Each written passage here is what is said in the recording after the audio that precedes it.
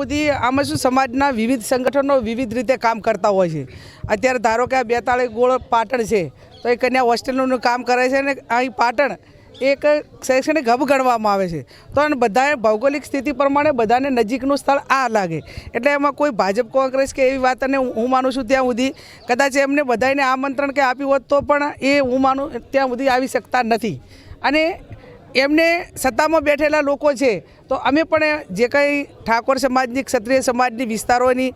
સમાજની જે સરકાર પાસે જે માગણી છે એ માગણી અમે એટલા સુધી અમને પહોંચાડીશું અને એ માગણીઓમાં ક્યાંક ને ક્યાંક સમાજને મદદરૂપ થવા માટેના પ્રયત્નો કરશે અને અપાવશે તો અમે એમનો પણ આભાર માનશું। ઠાકોર સમાજનો નેતા ભાજપમાં જાય તો નખો કેનો સિંહ થઈ જાય છે એવું બોલે પડતું। હું માનું છું ત્યાં સુધી કોઈ પણ કાર્ય કરવાનું હોય અને એમાં ખુલ્લા મનથી મદદ ના કરી શકે, પરિણામ સુધી ન પહોંચી શકે અને માત્ર એમ જ કહે કે અમારી પાસે કોઈ સત્તાઓ નથી તો પછી એને દેશી ભાષામાં આપણે કહીએ કે